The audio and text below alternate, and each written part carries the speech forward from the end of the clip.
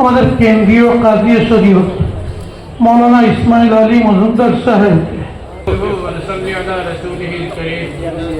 أما بعد فأعوذ بالله من الشيطان الرجيم بسم الله الرحمن الرحيم إن الله يأمر بالعدل والإحسان وإيتاء الزكاة وينهى عن الفحشاء والمنكر والبغي يعظكم لعلكم تذكرون صدق الله العظيم محترم अमीर शरीयत सदर इजलास मोहतरम मेहमान खुसूसी मेहमान मोहतरम उलामाए किराम हाजिरिन আমাকে হুকুম করা হয়েছে তাই আমি আপনাদের সম্মুখে দাঁড়িয়েছি।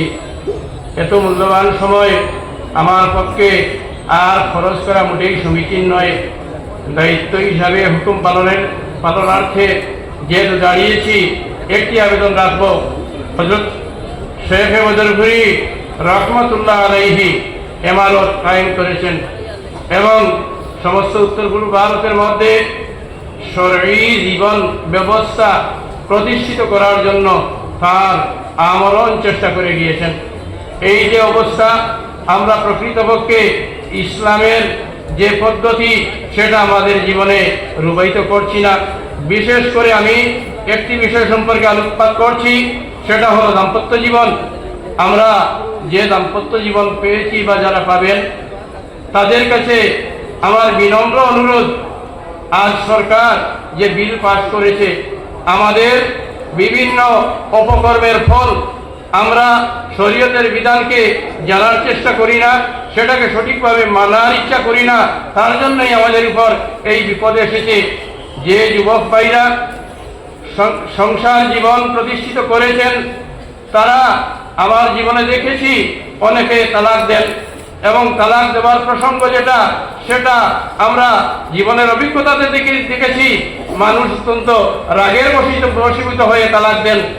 এই যে তালাক শরীয়তের মধ্যে কি জন্য এসেছে, নবী করিম সাল্লাল্লাহু আলাইহি ওয়াসাল্লাম বলেছেন, আবগাযুল হালালে ইলাল্লাহি আত-তালাক, সবচেয়ে নিকৃষ্ট হালাল বস্তু তালাক।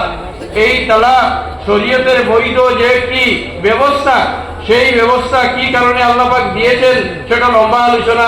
আমি এই কথাটাই আবেদন রাখতে চাই, যারা তাদের স্ত্রীকে তালাক দেন তারা মনে মনে নিজেকে মনে করেন অনেক ক্ষমতার অধিকারী, তাদের কাছে এত শক্তি এত ক্ষমতা, তারা যা ইচ্ছা তা করতে পারেন।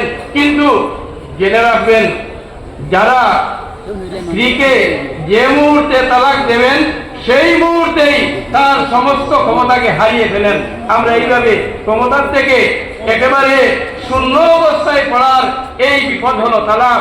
তালাক শরীয়তের মধ্যে এত মারাত্মক একটি বিপদ, সেই বিপদ আমরা আমাদের উপর আনবো না। ওয়া মা আলাইনা ইল্লাল বালাগ ওয়া আখিরু দাওয়ানা আলহামদুলিল্লাহি রাব্বিল আলামিন।